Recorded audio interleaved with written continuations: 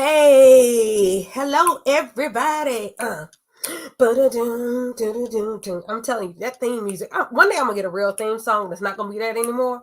But for right now, that thing has me jamming every week. Hello, hello, hello, everybody.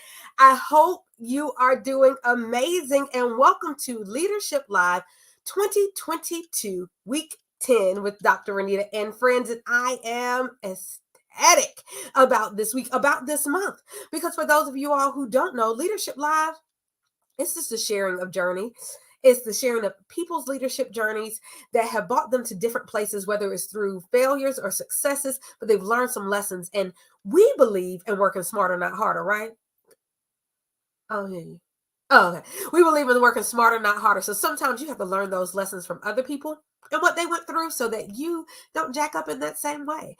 And so every single guest is sharing those stories. Back in 2019, I did it by myself. In 2021, I did it with 54 friends in 49 weeks. And here in 2022, we're doing something a little bit different.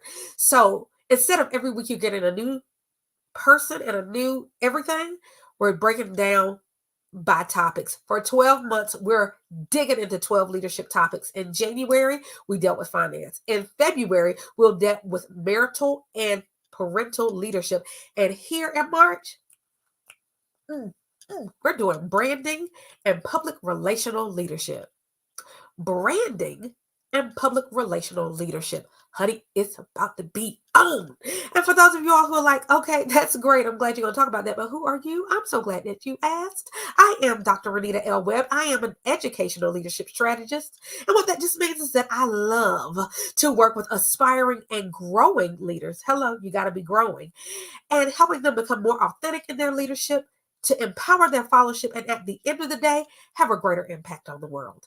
I am also the authoress of Stepmom, Trials, Tribulations, and Triumphs, because I'm a wife and a mom of four. So I birthed two of those, and then I love two of those a whole lot. And all four of those are mine. That inspired that book because it is my personal journey. I am also the authoress of While You Are Sleeping, the perfect children of all ages book. And in 2022, I became the editor-in-chief of Lead Like You magazine. It is a wonderful magazine for all leaders of all types and all areas, but specifically, we're speaking to the small business owners, the entrepreneurs, also the educators and the ministry leaders. But hey, I promise you, there's something in there for every leader everywhere. I am also an educator, having served grades kindergarten through college, and I am a queen and a queen. Yes, I am. I am a queen because I am. Hello, somebody. I am also a queen. I am a beauty queen. I am the immediate former, as of yesterday, Mrs. Black, North Carolina. I have held several other state and national titles. And I'm a coach and a speaker, and I love to do the things. But one of my favorite things is Leadership Live. And here we are on Monday night again. So I have another fabulous friend for you. I keep telling you all the time that I'm going to bring you fabulous people. And I've just proven myself over and over again. So don't stop believing me now. Bringing to you yet another fabulous friend who is about to break it down this month. We have Samantha McCoy. And the crowd goes wild. Hello, Samantha. Hello, Dr. Anita. Thank you so much for this opportunity. I'm excited for the show today. Oh, yay. I'm excited to have you. And look, I'm excited about the people finding out about you. So let's do this. I'm going to leave the screen. You tell them about you, and I'll be back in a minute. Excellent. Hello, everyone. Good evening. I hope that you all are doing well, or good morning, good afternoon, wherever you are watching from. I am Samantha McCoy. I'm the founder and CEO of Mission Key Communications, where we equip entrepreneurs and leaders to increase their visibility through public relations and personal branding strategies. And we do this in three ways. First, we focus on placement, which is sharing your stories with the media. So, media placements, getting your stories out to journalists to tell and share your story. Then, we also focus on preparation, making sure that you are prepared and confident for every single media interview that you have. And then three, we focus on possibilities. So working with you to achieve and maintain an excellent reputation in the market. So those are the three things that our agency focuses on. So I am so excited to be here today to talk about personal branding and public relations and leadership in that way. Wow, it's gonna be a good month. Gonna be a good month. I'm so excited. So I will tell you that I am so excited this year because I get to have my guests for an entire month. And I'm used to just having everybody for one night, but just having the opportunity to really dig deep with people for a month is amazing. And this topic, and to think that people are going to literally walk away from this month more confident, more prepared, and ready to speak about whatever their brand is. Look, it's all the things. It is Yes. all the things. Okay. Okay. So the first thing I really want to delve into is what in the whole world is personal branding and why do we need it? Yes. So I define personal branding as a mix, that special mix of your personality along with the knowledge, skills, and abilities that distinguish you from everyone else. So a lot of times when we think about brands, we think of organizations, of companies, right? So we think about the most successful companies, the most successful organizations, but even think about your favorite company, your favorite clothing brand, your favorite restaurant, even maybe your favorite nail salon or hair salon. Why do you, why is that business your favorite? Typically, it's your favorite because of two things. One, the quality of the service that that business provides. And then two, how that business makes you feel when you are there, when you are patronizing them and purchasing their products and their services. So, just like an organization and a company is very strategic and intentional about attracting their target customers through their messaging, through their feel, through their experience, we can do the same thing as our own, through our own personal branding. And basically, what that looks like is showing up as our full selves wherever we are so that we attract the most aligned opportunities and relationships for ourselves. Okay, let's just reiterate that one All because right. one of the biggest things I talk about when it comes to leadership is authenticity. So, in order Yeah. for your personal brand to be strong, you got to be personal. Like, you've got to show up as you. And I think that a lot of leaders, especially when we're attempting to have some level of success, and we've seen others have levels of success in our area, whether it be, in business or, personal, right? So, like, even like other parents, we start to create a being of ourselves, an entity of ourselves that matches that person in the way they did it. But we have to show up as us. Yes. We have to have our own brand. And, you know, the Renita brand is different than the Samantha brand, which is different than the Oprah brand. Hello. I'm working on it, which is different than the Tabitha Brown brand. Come on Right. now. All these brands are different, and but if all these people show up authentically as who they are, we can all shine really, really bright and get the things done. Yes. Yes. Yes. So you drop some greatness.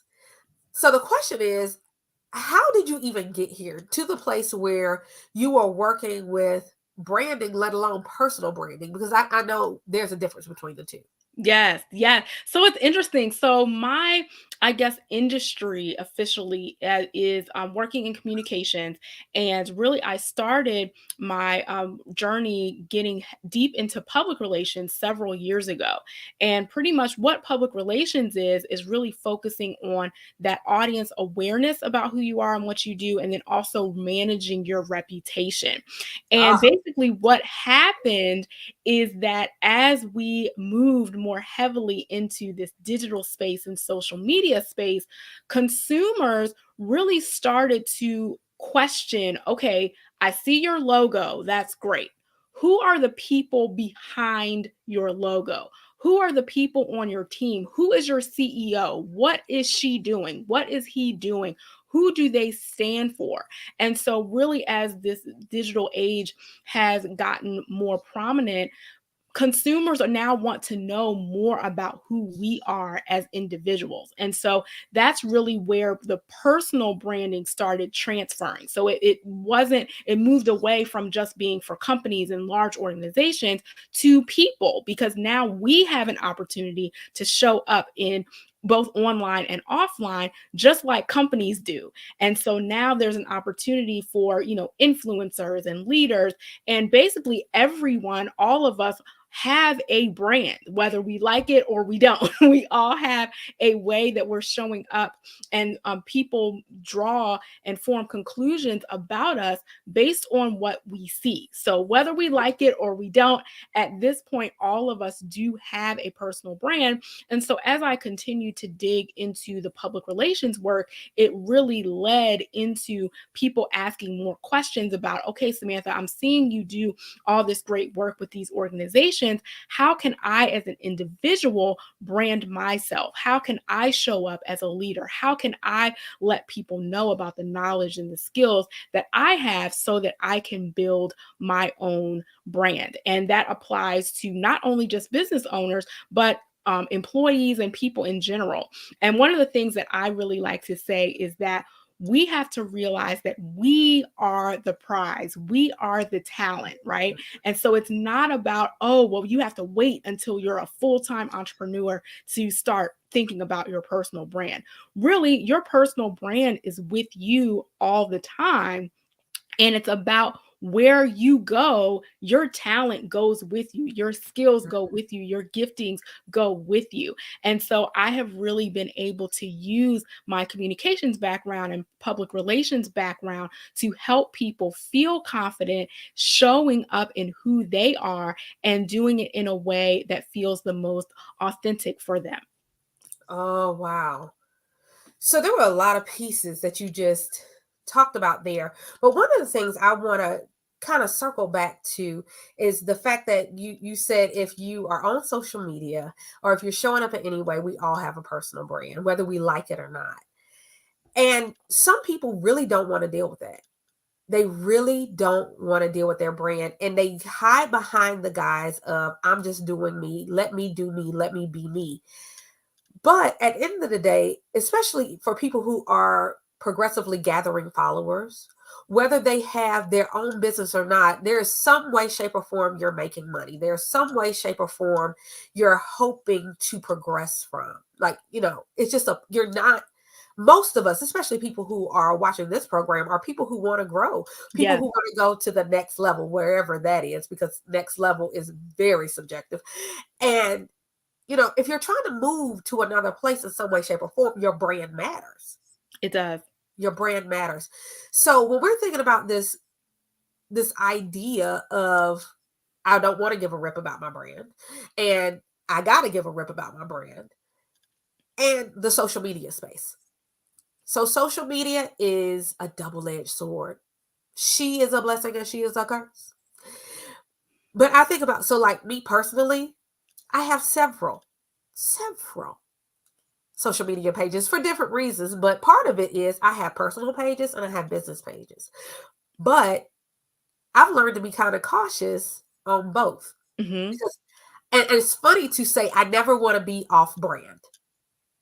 So there are some things that I will say on my personal page or that will live on my personal page that will not show up on my business page. Some stuff on my business pages don't show up on my personal pages, but that's just because the audience is different for me. And yes, I have my own business. I also work for a company. So I am thinking about everybody's brand when I post Yeah. anywhere. I also think about, so we look at celebrities, and I am not one of those yet. We look at these celebrities and them getting caught up over tweets that they wrote 10 years ago. And who hasn't changed over 10 years? Whose brand didn't get rebranded over 10 Yep. years? You can talk to them. Please talk to the people about branding and rebranding. But whose hasn't changed? Talk to us about the real usage of branding and true need for branding, and how it can affect us socially, really more expansively in the social media space. Yeah, those are all great points that you brought up, and I agree with you. Even as a communications professional, I do see the benefits and the challenges of social media. And really, for us as individuals, social media can really feel like a very overwhelming space, especially if you're just like, hey, it's just me. I don't have this huge team. I don't have all these assistants and people who can check every single tweet and check every single post and all that. I'm just going to just not do anything because I would just rather stay off completely than engage and, just something happens that I just didn't anticipate, right? So, what I encourage people to do is really focus on what your goal is, like you said, because everybody has different goals and different objectives. And for example, Instagram, very hot platform right now, still, even though it's changing and evolving, and we have to do different things on it now than we had to before to get seen and heard. That's a different topic. But Instagram may not make the most sense for you for where you want to go or what your next step is in your brand. So, with social media, I would definitely say don't feel like you have to get on all the things and all the platforms and all the accounts at one time, especially if you're just starting out. So, what I encourage people to do is just start with one platform. You may just want to start with one. Look at your goals, look at where your audience is, look at either what people like you are doing or similar to you are doing, look at how they're using it, look at people you admire, see how they're saying, and not to copy them, but just to get some ideas and creative ideas flowing in your mind about how you may be able to use it. So you want to do something that makes sense for your goals, but also something that is fun for you in some way. So, I mean, I think that all social media is challenging in some ways because, I mean, showing up on a digital platform in a digital space, and really, I mean, even showing up live, like showing up, period, is challenging. I think that the digital space for some people is even more challenging because you have reminders of how you showed up before. You know what I mean? There is a note for that. Yes. There So are there is receipts. yes, so there's a track record of that. So I think sometimes that can intimidate people. But I would say, just start with one platform, play with that, get used to that, find the things in that may be fun for you to do and see how that works, and don't feel like you have to do all the things.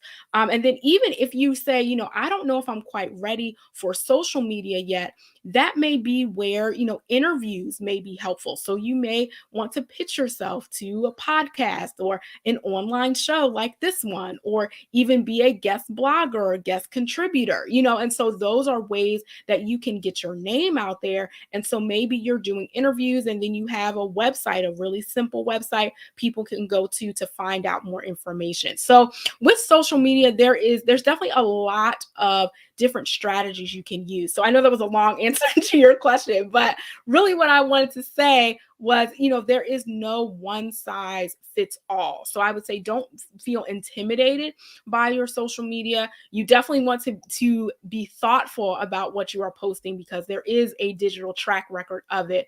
But, don't feel like you have to jump in and get everywhere and do everything at the same time. That is very real, because I think that some people see people quit looking at people, but look at people so you have an example. But quit looking at people. But a lot of people look at people who they admire, like you said, and they see them, oh, they do this and this and this and that and that and that. Honey, no, no, no, no, no. First and foremost, a lot of those people have teams. I Yes. giggle all the time because and I remember when, and I don't know how much she has now, and she's in my example a lot just because she's been on the come up, is Tabitha Brown. And I remember watching her on her show, which wasn't a show yet, at her house cooking food, and she would always yell at production. Oh, she would production. Why didn't you cut up these vegetables before we got on here with the people? Well, production was her and she was production. Right. And it cracks me up because I'm production. And Yep. sometimes the production doesn't cut the light on, the production doesn't have the sheets. Production, get it together. Realize everybody has humble beginnings. Yes. Nobody starts off popping, and it's Yes. okay. So if you're only on Facebook, or you only on Instagram, or you are only on LinkedIn, come on, we list them all. If you're only on the YouTube, the local YouTube, if you're only on that, it's okay. You're on something. You're on more than somebody else. Yes. Yeah. And Eventually, that plays. yeah, definitely. Yeah, and I would say, don't feel like you have to take on more than you can, because it's Right, always better to go deep than it is to go wide. And that's how the people that you see now, they are where they are because they went deep on one platform. right. And Rome wasn't built in a day. Grow where you're planted, and then see your seedlings spread. I mean, Yes. come on. Just don't overstretch yourself. That's when you're mad, you're tired, you can't do anything because you try to do everything. Oh, come on, so that'll preach. You can't do everything. You can't do anything because you try to do everything. That is a sermon. Just wait. Just wait. It's gonna come. I see Sandra Lilly on here. She is probably gonna put that in the sermon. Go ahead, Pastor Lilly. I'm excited about it. Bring the word to the people. But it's true. And part of what people are attempting to do and don't do well is do all of these things. They try to ball on a budget. And the reality is, you can only ball so much in so many places on a single budget. You have to understand what you can afford. Yes. You have to understand, I mean, in time and finances. In Very true. I'm going to say it again. In time and finances. It's Yes. not just about money. It's about time and finances. So if you can't do it in both of them, don't commit yourself to it. And that, hold on, let's take a moment. This goes to any type of anything. This is not just a business. This is not in your just in your career. This is in relationships. This is in anything that you have to commit to. If you really don't have the time budget, come on, somebody, or the money budget, you might want to step back. Lead your life in that way. Okay, coming back to the subject at hand, affordability. Can you talk to us about some ways we can really start to build brands in an affordable, feasible way? Yes, that is a great question. Again, this is another area where I would encourage you, don't feel pressured to do all the things at one time. And I am not saying this just from preaching, I'm saying this from experience. I was the person who did all the things, spent way too much money too quickly. And I was just like, "Oh, a logo doesn't necessarily equal a client. Like, how does that not how does that not work?" So Nope. you definitely want to make sure that, again, you're looking at the goal that you have. So if you are just starting out, start out with what you can do. So you don't need a logo to start a business. You don't need a $10,000 website to start a business. You can start with what you have. So Right. think about what you can afford, what things are budget friendly for you. I know six-figure and above business owners right now who don't have fancy websites. They don't have fancy logos, but they are talking to the people in their target audiences about what they are doing. They're talking to their circles. They're talking to networks that they've built over time. They're going to conferences and events. They're showing up at places where their target audience is. All those things are branding, right? Because you're showing up where your audience is and where you can connect to people who can help you move forward. And even as an employee, if you're an employee attending professional events, networking in professional spaces, with aligning with people where you want to be, connecting with them on LinkedIn, for example. So those are all ways that you can start to build some knowledge and momentum around who you are, what you do, and what skills you can bring to the table. So that's even without even getting into any logos, graphic design, any of that type of stuff, because really that comes later. So you want to start with building the foundation first. You can start serving clients, you can start moving to new places in your career, and you don't have to have any of those things at all. But definitely when you are, I would also encourage you to just start doing research to look at the things that you want to do. So for example, if you're saying, hey, I've been going with these headshots on my phone, they've been good, but I think I'm ready to take it up a notch. Start reaching out to photographers in your area, photographers that you may find out about, and just ask them for a quote. So then that way you know what the range is and you're like, okay, I need to save this much money. So maybe the next project that comes in or the next raise that I get, I'm going to put aside a little bit of money so that I can invest in those headshots. And that might be the only thing you do all year is get some professional headshots. And that's okay. You start where you are and build from there. But just don't get sucked into saying, oh my goodness, I need brand colors and I need, this, and I have to have the look and the feel. Like, I believe in all that. It's great, but it is also a business. And so people will tell you, you have to do all the things before you can officially launch. And that is not necessarily the case. So if you have to be on Canva and design your own graphics, that is okay. That's Don't it. be like, oh my goodness, I can't post anything because I'm not the best designer. People will come to you because of your consistency. And you may have to start there, but you don't have to end there. So Right. don't be ashamed to do it. You can also, if you have to find interns who can help you, or just there's so many different resources and ways that you can do things within the budget that you have, without stretching yourself too thin. Hello, somebody. Come on. Do it within your budget. Ball Yes. on your budget. Yes. Ball on your budget, and really think about, no matter what you are attempting to brand, whatever yourself is branding in.